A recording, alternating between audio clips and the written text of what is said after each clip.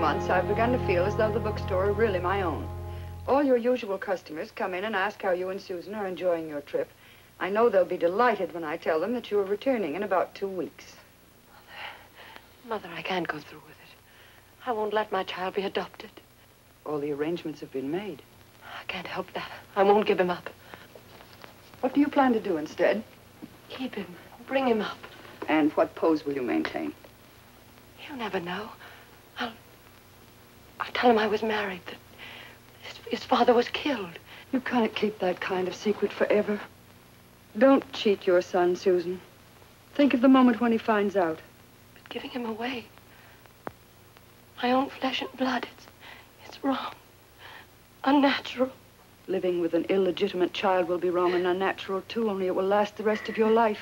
This will be over in a few months. It's right and natural for every child to be brought up in a normal home. You must realize that. There were times where every blonde-haired, blue-eyed woman that I would see, I would wonder, became like an obsession. Could she be my natural mother? Yeah, when I was little, every time even when I was older, every time I saw somebody that even resembled me at all, I kind of wondered, could that be my birth mother? Could that be my birth father? I knew she was from New York, and I was living in New York City at the time, and when I'd ride the subway or ride a bus or, you know, see a bag lady, who knows? I mean, I just began to look at little old ladies and, you know, wonder and look for someone who looked like me, perhaps. And I did a lot of that for a while. I remember going to an amusement park when I was 16, and I saw a woman. We were walking in opposite directions, and we stopped in the middle of a crowd and looked at each other, and I was thinking at that time, I wonder if she's my natural mother or part of my natural background, and she looked at me the same way, like she might have known me, and we said hi to each other and kept walking, and I remember thinking, was that her?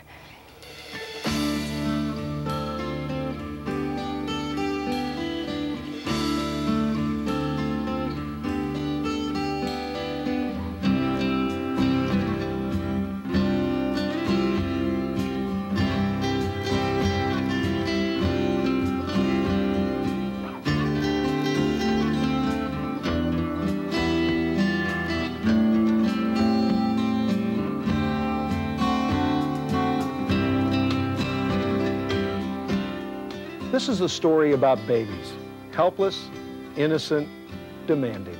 Unlike most, these babies were relinquished by the people who conceived them and raised by a new set of parents. Today, these babies have babies of their own. They live in every city and every neighborhood, maybe right next door. This is also a story about secrets, shameful, demeaning, guilty secrets that grow and hurt and never go away. Hi, I'm Michael Reagan. Like most adoptees, I was raised by people to whom the word adoption was nearly taboo. My parents, Ronald Reagan and Jane Wyman, were actors, skilled in the art of communication. But when it came to the circumstances of my birth, that famous communication didn't exist. I was made to feel that I couldn't bring up the questions I always wanted to ask. Where did I come from? Who gave birth to me? Why did they give me up? It was like I magically appeared out of thin air on March 18th, 1945. My history began 3 days later when I was taken from the hospital to live with complete strangers. Thousands of adoptees share a similar beginning. My parents had waited a year, and for me, they had requested for a blonde-haired, blue-eyed child, and when they went to the hospital to pick me up, it was as if they had given birth to me. It was a big, sort of a celebrated day, and they had pictures. The story I always heard as a child, or as I was growing up, on my birth was that my parents got a phone call from San Antonio, Texas, from a lawyer, and they had a white child that was ready for adoption. So my mother flew to Texas and picked me up, and I was a day old. It was the day after I was born, and she took me on the airplane, and she had to lie about my age because you had to be 6 weeks old to be on an airplane. So it was kind of a little white lie, but we did it anyway. The day I was taken home was in October. I was born in September, and I was taken home in the end of October. And it was here in the Bay Area, in one of those very, very hot San Francisco winter summer days. You know, Mark Twain's line, the coldest winter I ever spent was a summer in San Francisco. And my mother had a wool suit on and big earrings, and they went to Children's Home Society to pick me up.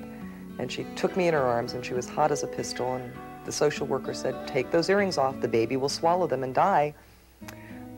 So that's kind of my beginnings, is very much around earrings.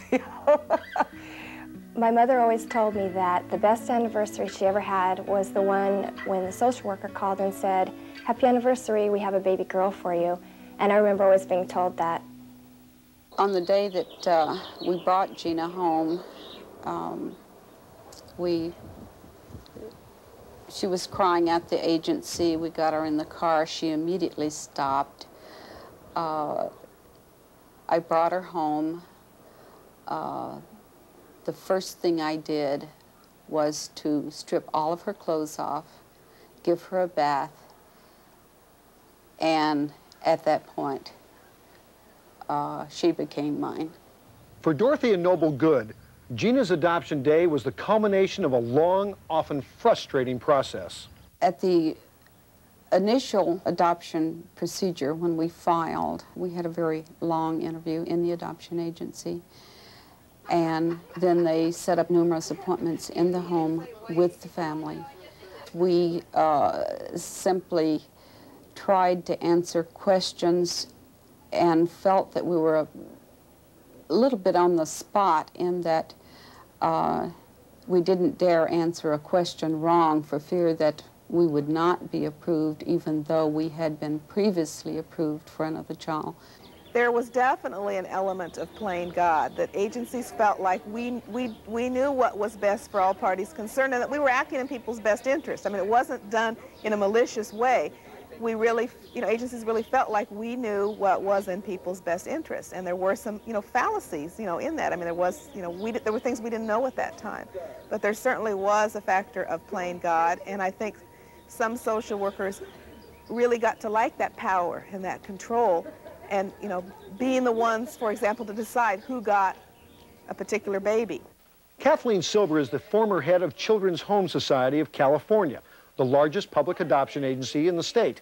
Today, the associate director of the Independent Adoption Center and an activist for adoption reform, Silber recalls the deceit of closed adoption. Well, I think agencies are all guilty of telling, lies in the past to some extent. We left out information, which is in a way, a lie by omission. We tended to leave out negatives when we were telling families about a baby. If there were problems or negatives in the background, like alcoholism or other problems, we tended not to tell those things. We tended to only mention the positives and leave out the negatives. And I think that was partially because we believed at the time in environment, that everything was environment, so it really didn't matter if there was some of these problems in the background.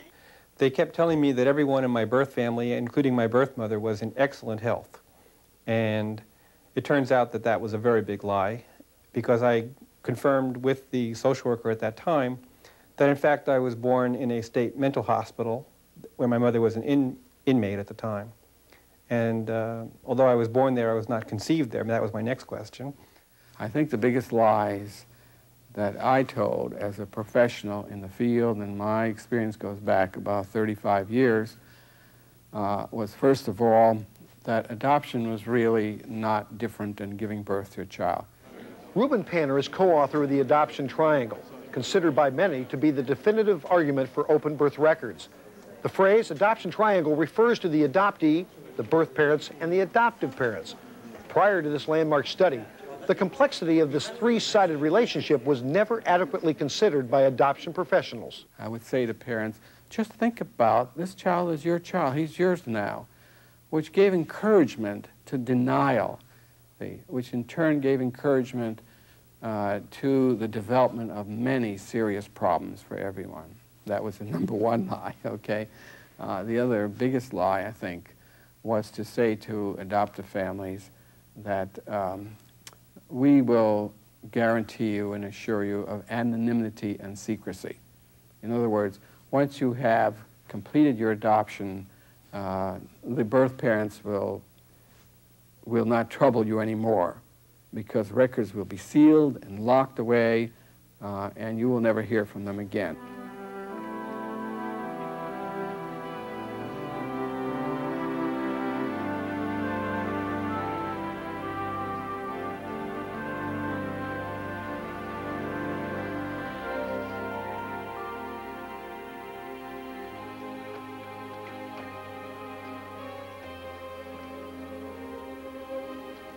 We placed 4 children born on September 15th. A girl, 2, 3 boys. Then there are 3 women who could be the mother of that child. No one's going to see those records. You understand, Harriet? No one. Not even ourselves.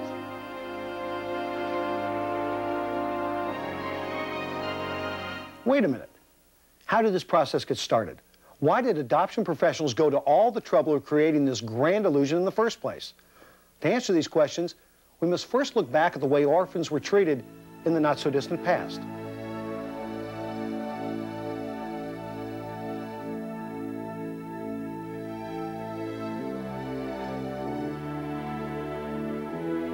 Traditionally, unwed mothers had no place in decent society. Without any universal codes for adoption, illegitimate offspring were thrown into workhouses, sold to questionable guardians, or simply abandoned to their uncertain fate.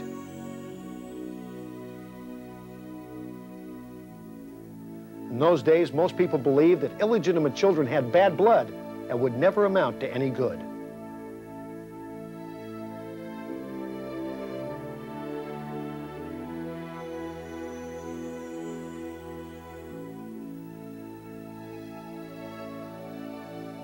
Social reformers of the late 1800s were the first to initiate change on behalf of orphans.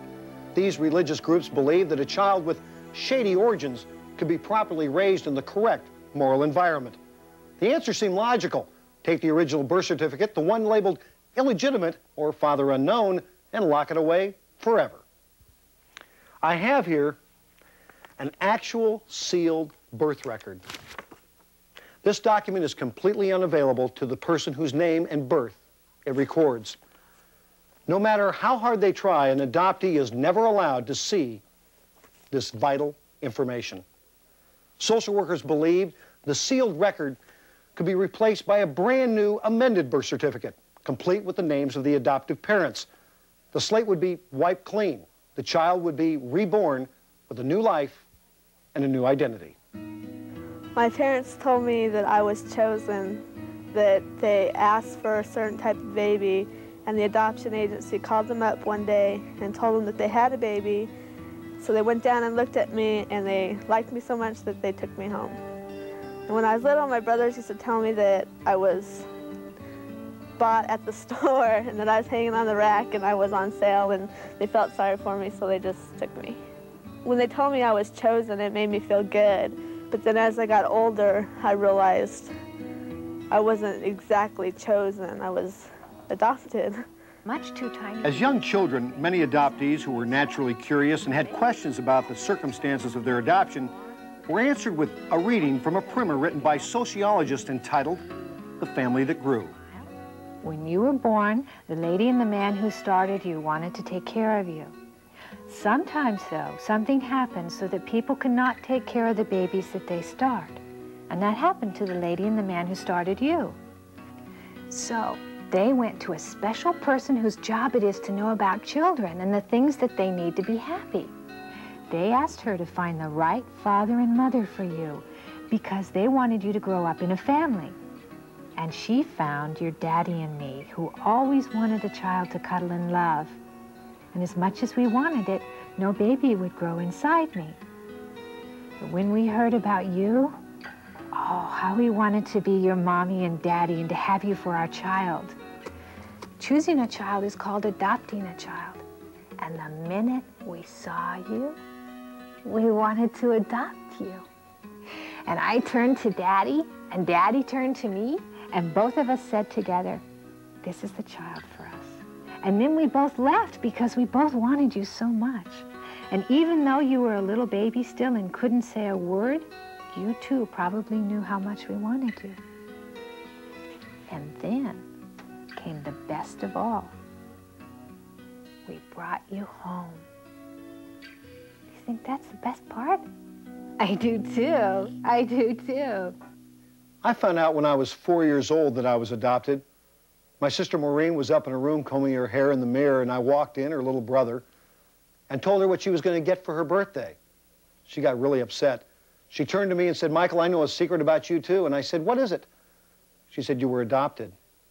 I didn't know what it meant, so I ran downstairs and I asked my mom. I could tell from the look on my mother's face that this was something she just didn't want to discuss, and we never did. At the time, I felt I must be the only person in the world with this problem. Today, I know I wasn't alone. I was told I was adopted when I was 6 years old, and I remember my mother telling me in the kitchen, and I was very upset. I was hurt and angry because I felt very deceived. I had no idea I was adopted, and I felt she had lied to me all this time. And I can remember running from the kitchen, being very hurt and angry. I couldn't even tell my children that I was adopted. I still felt so ashamed and embarrassed by it, and it still made me a bad person. I felt if I told my children, they too would reject me like my mother had, and again I would be abandoned and alone. I just couldn't go through that pain again. I think an adopted child, from the time he or she is told that he's adopted, feels somehow different. It's like, feels a disconnection. Betty Jean Lifton is a New York-based author. Her own experiences as an adoptee are well chronicled in 2 critically acclaimed books, Twice Born, Memoirs of an Adopted Daughter, and Lost and Found, The Adoption Experience. I know in my case, I was told my parents were dead, and I knew that I wasn't supposed to ask any questions. So that even though a child is told they're adopted, you know, adoptive parents will say, well, I told my child that he's adopted, and he hasn't asked any questions since then. An adopted child soon learns that their adoptive parents don't want to hear any questions, and that you're not supposed to be asking about what happened to them, to your real mommy and daddy, meaning the people who gave birth to you. You're supposed to play their game of as if, which is pretending that they're really your mother and father. And in one sense they are, but they are your adoptive mother and father. I had questions about where I'd come from originally, and I had questions about what my nationality was. You know, that is something that most people who are, say they're Swedish or Norwegian or Italian, you know, that's a history that they bring with them. And if you don't have that, you feel kind of like you were just dropped. You just dropped on the earth. I was adopted from an agency which at the time was a Jewish adoption agency, and all the families that adopted were Jewish families, and all the children that were placed were usually Jewish in origin. And so I grew up knowing that I was Jewish, but I didn't know exactly where I came from in terms of, you know, what part of the world, perhaps in Eastern Europe, Russia, Poland, Germany, Hungary, who knows. And this was something that, I mean, a lot of people talked about, you know, where their families were in World War II or during the Holocaust or whatever.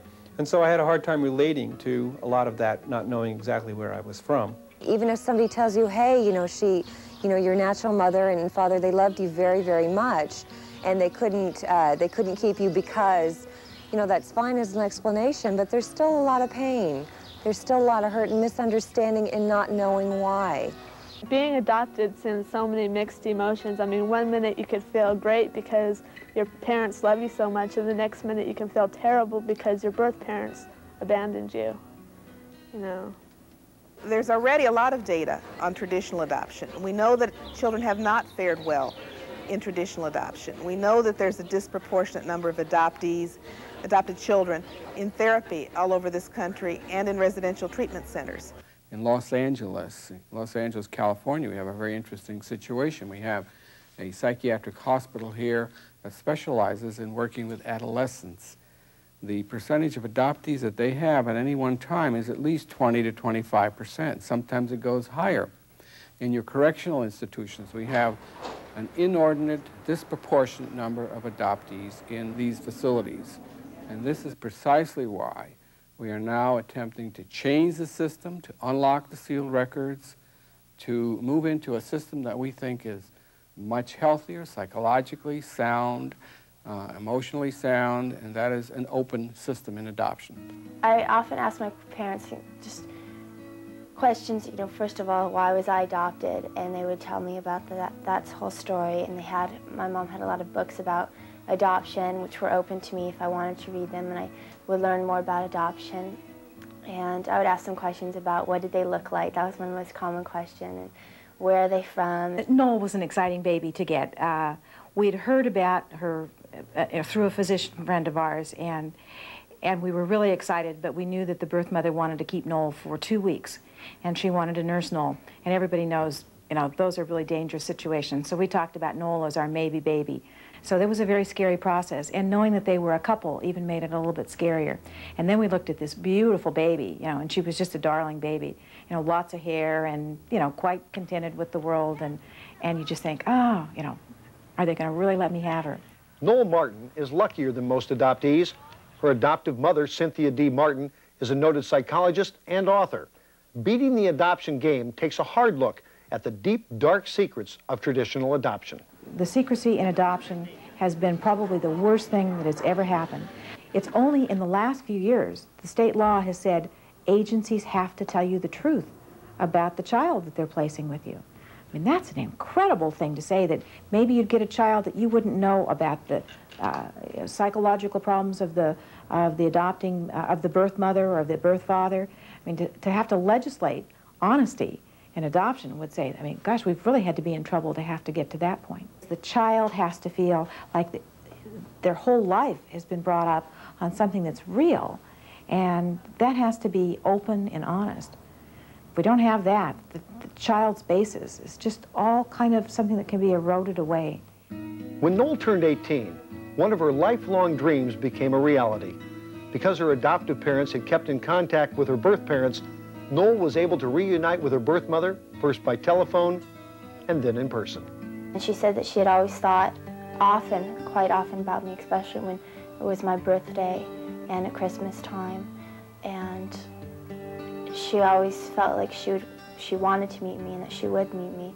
And those were the things that she told me the very first time we talked on the telephone. But then to hear that she really wanted to meet me and that she's always been curious was great. It was the best thing. Hi, nice to meet you finally. It's great. Oh, wow. Oh my God, I should have been like, oh, nice to meet you. Wow. Your mouth, your lower features, your bone structure, your mouth and your nose are exactly like me. Yeah. When I took the picture and held over the top, it looked just like me. Wow. But you're lucky you got somebody else's eyebrows there.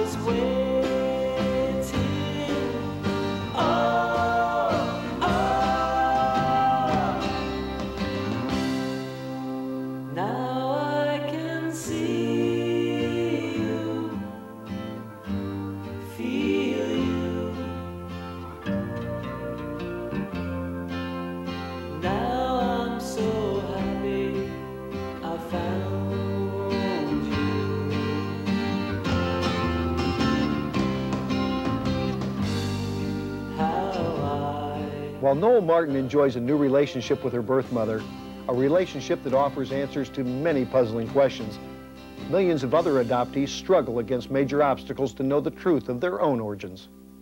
You're looking for the truth. You have a right to the truth. You don't have to justify a very basic human need to any other human being in the world.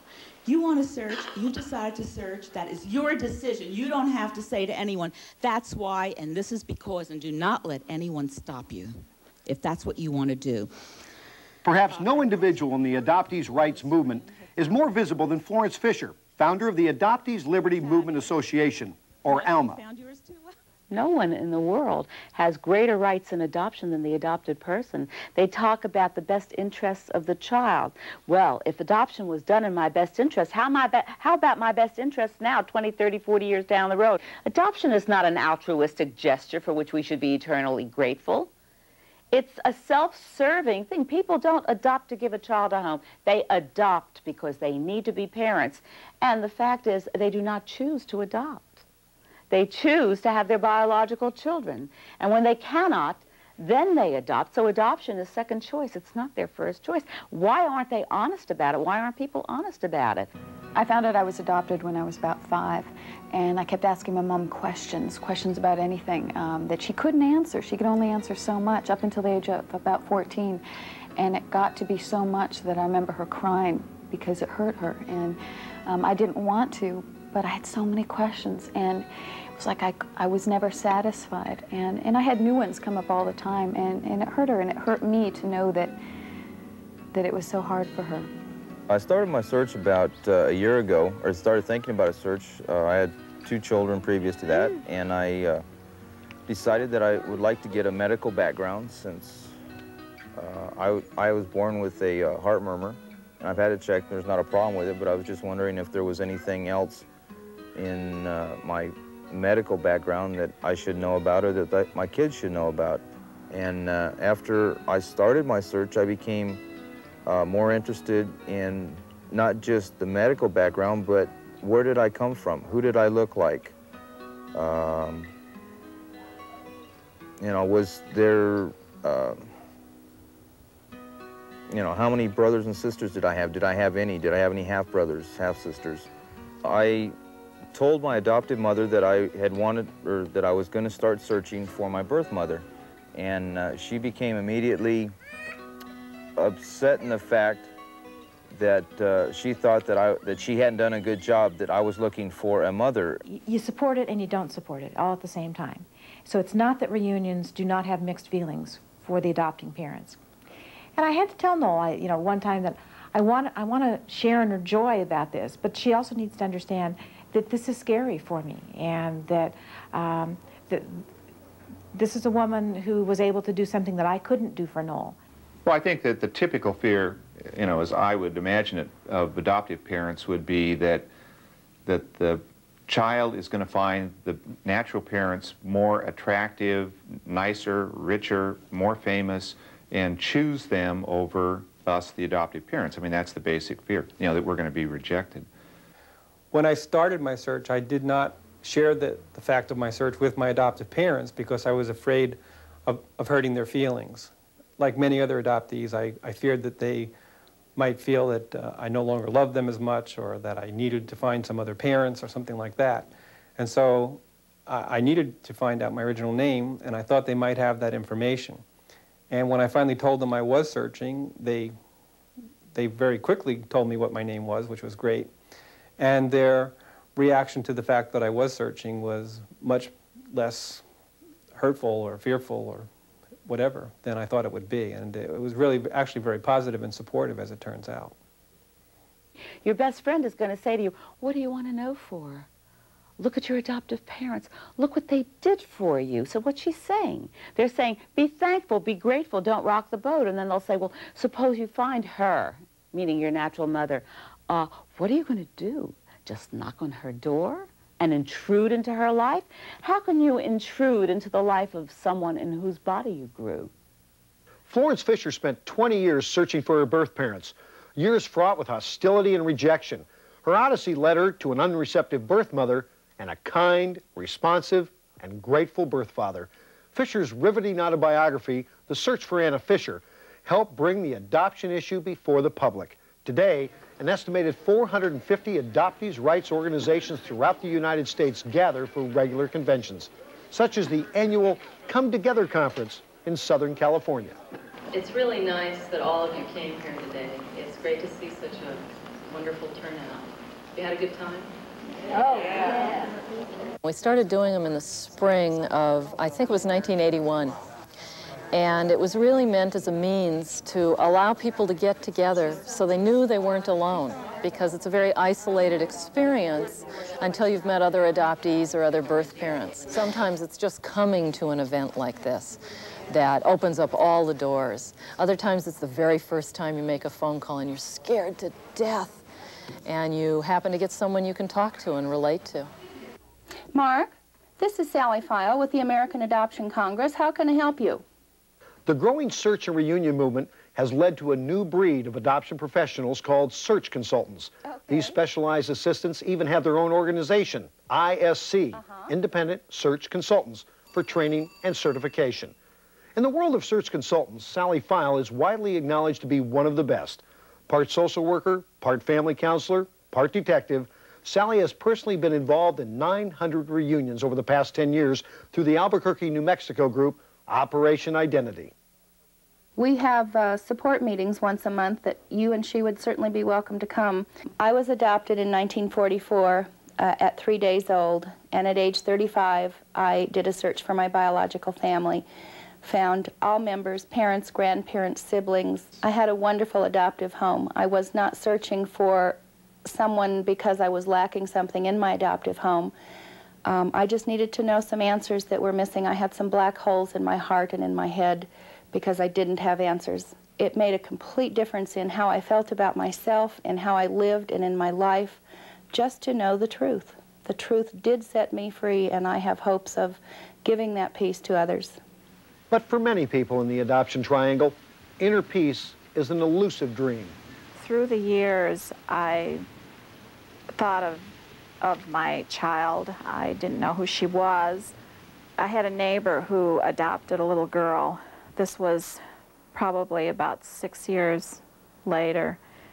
And I remember seeing her when the little girl was about 3 years old. I remember seeing her in downtown Evanston walking across the street. And it was a busy intersection, and she wasn't holding her hand. And I started to cry because she wasn't holding her hand. And I thought,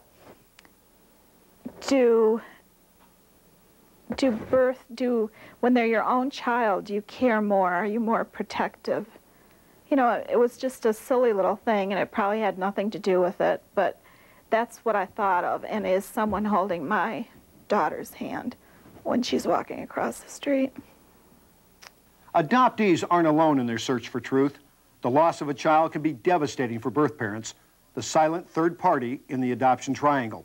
For many birth parents, the loss can never be overcome. I didn't think it was going to be that hard. I really didn't. I didn't associate with it. To me, it was someone else's child almost. I tried to pretend that it was. To tell you the truth, I thought it was going to be a boy, and it was going to be his child that I was giving away. Like many birth mothers, I did not see her. I did not touch her, hold her. I'm not sure whether things would have been different had I done that, because I'm not sure I could have given her away once I held her in my arms. But I didn't, at that point, I didn't know whether it was a boy or a girl. And about 6 weeks later, I was getting the mail, and I got a postcard that said, "Has your baby daughter had her shots?"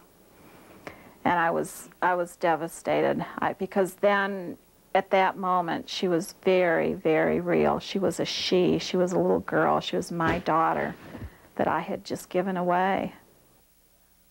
I felt bad about it. I felt very guilty about having hurt or ruined the birth mother's life. I felt responsible for putting this child out in the world and not knowing, what was going to happen to him. And for everybody else, it was not a consequence, because they did not know that child. They did not, there was not a bond there. And for me, there was a psychological bond. That was my baby. In 1970, Jim Shin and his high school sweetheart relinquished a baby boy. Until their reunion 17 years later, Jim was haunted by the unknown whereabouts and well-being of his child. There are many incidences where I've experienced pain as it relates to my adoption loss. The one that is very graphic in my mind, and it occurred before the first time I called a social worker asking for some non-identifying information. There was a movie, a wonderful movie done by Anne Margaret, and I saw it back in the early 70s, and it was about this mother who had 10 children, and she had an alcoholic husband, and he was not able to take care of the children, and she had cancer. And one of the things she wanted to do before she died was to find homes for her children. And as I think about this, I feel sad, because what this woman did, was before she died, she went and found several homes for her children. And every time in this movie she found a home, I just cried because, you know, that was my child out there. We have in the past 10, 15 years begun to identify some rather serious problems with birth parents. They had to do what is probably the most difficult thing that any person would ever do in their lives, which is to relinquish, give up a child that they gave birth to. And we trivialize that. Before you sign these final surrender papers, Miss Connors, it's my duty to tell you that upon signing them, you sever all connections, both legal and personal, with your child. You've no recourse through law for recovering your child. And never under any conditions will his whereabouts or any information concerning him be available to you.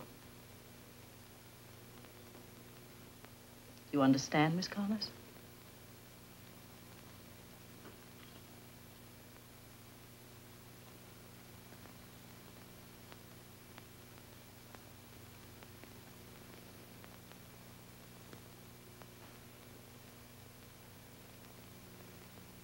Is it empty?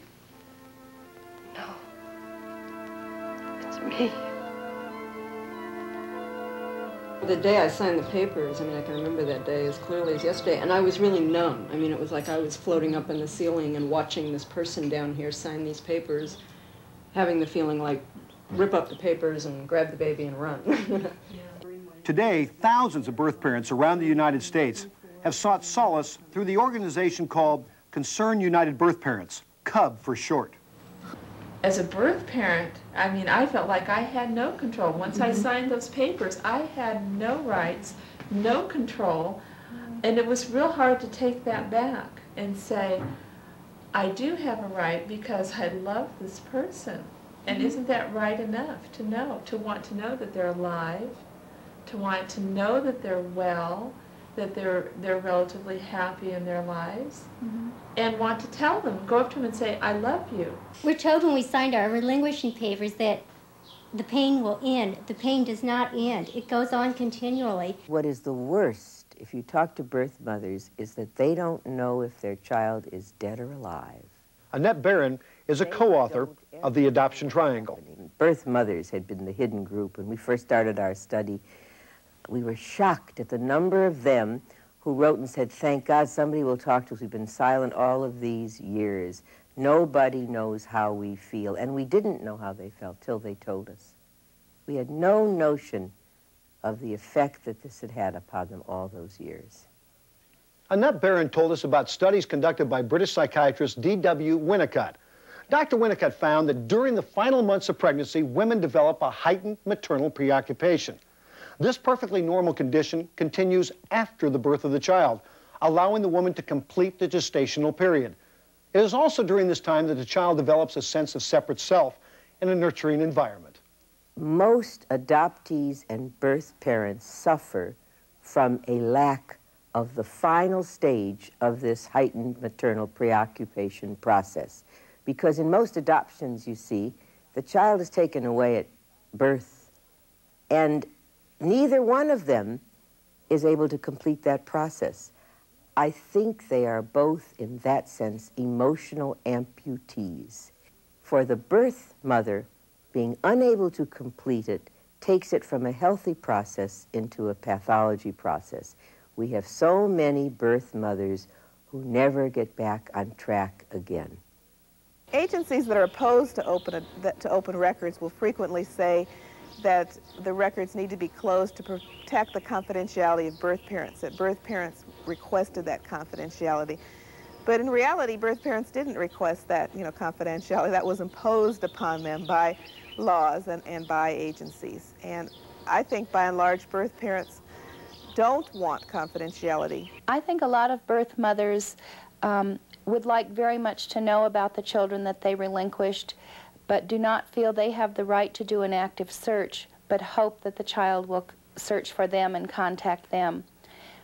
My experience has been that probably 98% of birth mothers that are contacted very much want contact and want ongoing communication.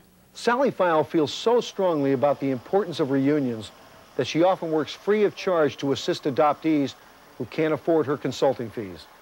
On this occasion, she has paid the airfare for Anita Burnett to come from Chicago to Albuquerque to meet her relinquished son, Bernie Smith, who was adopted at age 4. The fact that Bernie is an inmate of the New Mexico Correctional Facility did not dampen Sally's enthusiasm during Bernie's 2-year search. For this reunion, Sally also located one of Bernie's sisters, who was relinquished at the same time. Hurry up, he's running.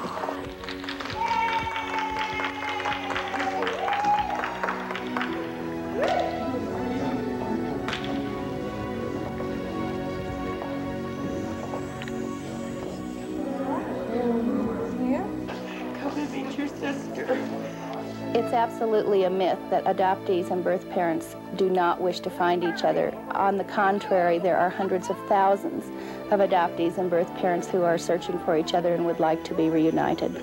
I feel like maybe one more person will be fulfilled as I was fulfilled when I completed my search. I go through the pain, the joy, the tears, the excitement. You'd think my tears were gone by now, but they indeed aren't.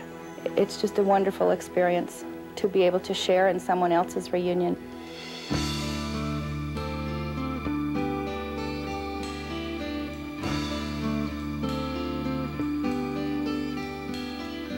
Walking blind, alone in the dark, listening to the whispers of my secret heart, leading me on the road so hard to find. I can't wait, hoping dreams come true, hands that fill me overflow. I'm picking up pieces that you left behind, this secret part of mine.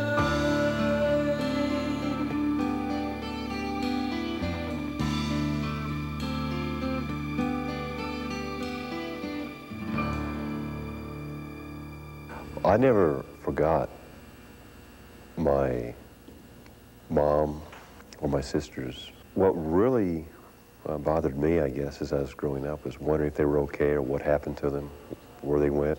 When I would try to get my records, like Colorado Springs, where I was born, I came within 3 feet of having them, but then all of a sudden they said, no, you're adopted, you can't have this. I think it probably would take a lot less effort for the system to have open records than it would to maintain these closed records. There are a lot of people whose livelihood perhaps depends on these sealed record statutes. I've always said when people accuse, for example, independent search consultants of profiting by charging fees for their services as search consultants, that we are the only profession that I can think of who is working very hard on the side to eliminate the need for our work. When I was 18, I contacted the adoption agency and asked for an appointment to receive non-identifying information.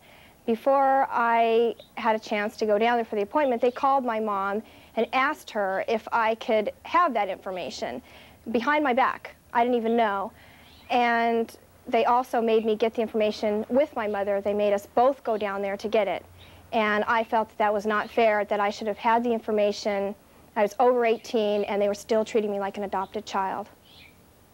I drove down to Children's Home Society in Los Angeles, went in by myself, and this was just an awesome experience because I didn't know if I'd come away with a lot of information or scary information, or it would be interesting or exciting or what. So it was frightening, I think, was the bottom line. I went in and the social worker took me into her office. She had my file there on her desk. And, you know, I wanted to grab that file so bad. I wanted to grab it and run.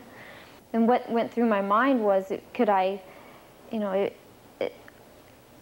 years before I thought maybe I could get a job at Children's Home Society and get that file, because I guess I did feel like I had a right to know, but I knew that I couldn't get it, And so deep down, I was infuriated. I started out operating under mere curiosity to find out my roots, my heritage.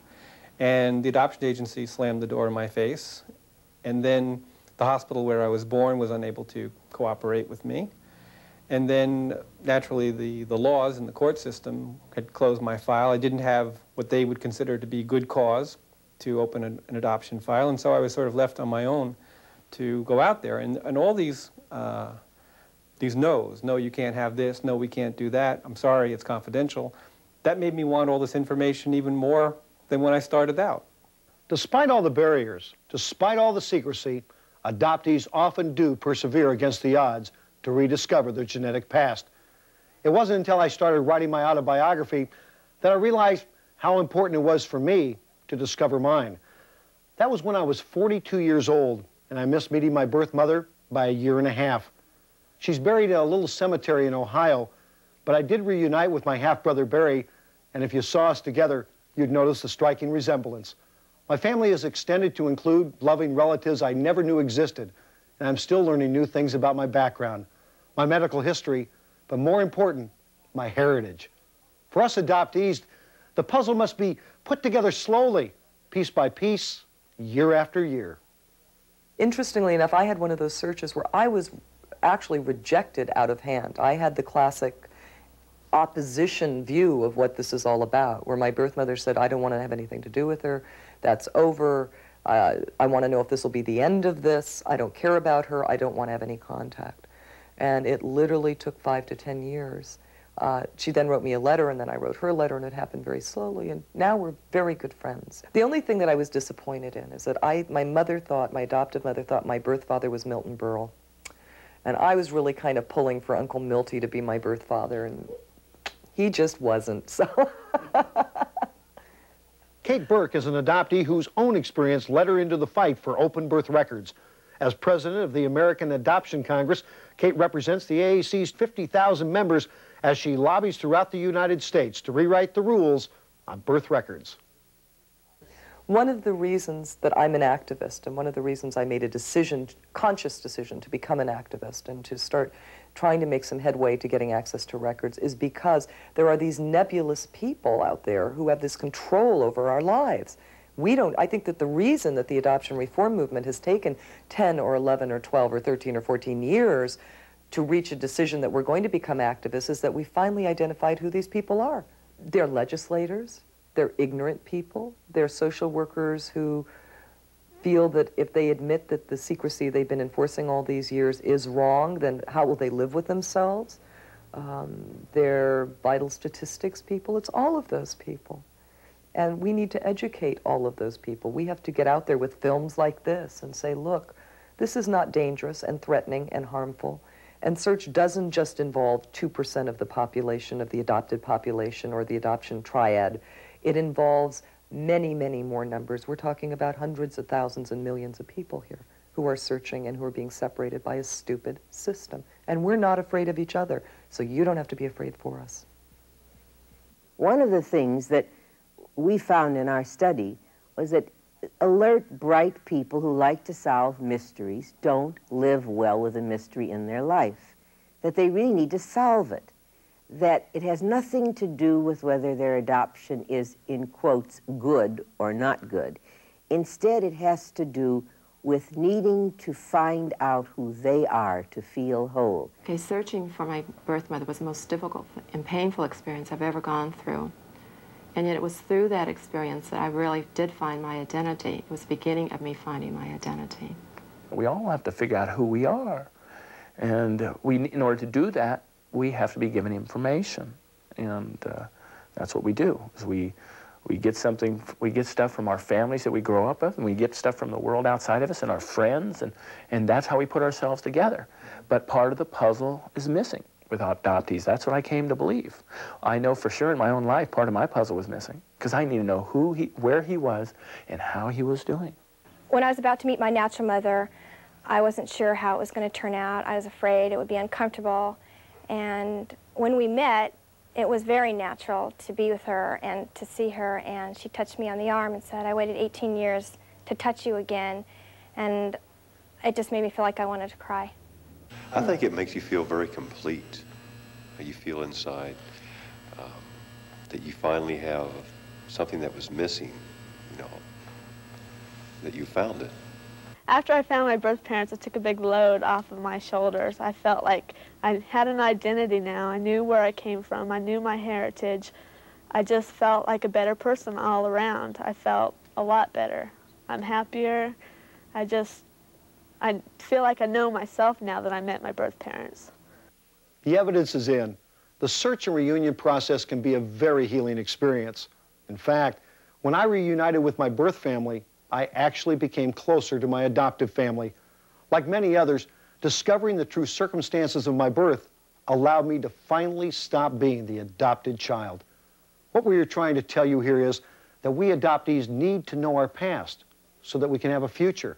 But we can't change public policy without widespread support. We all need to understand the importance of search and reunion and support the efforts of adoptees and birth parents all over the United States who demand the right to know.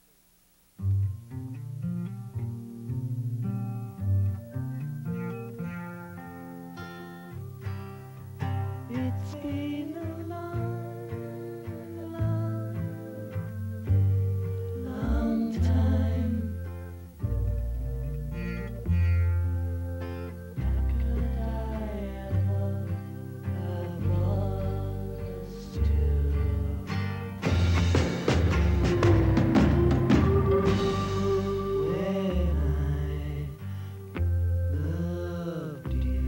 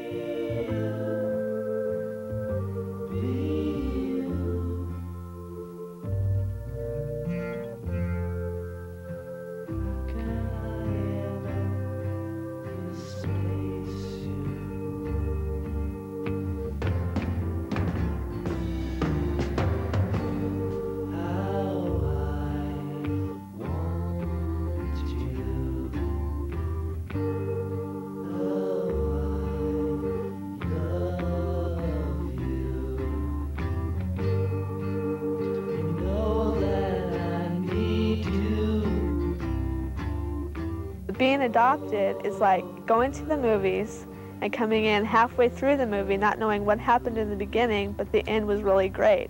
And that's what it's like to be adopted. You don't really know.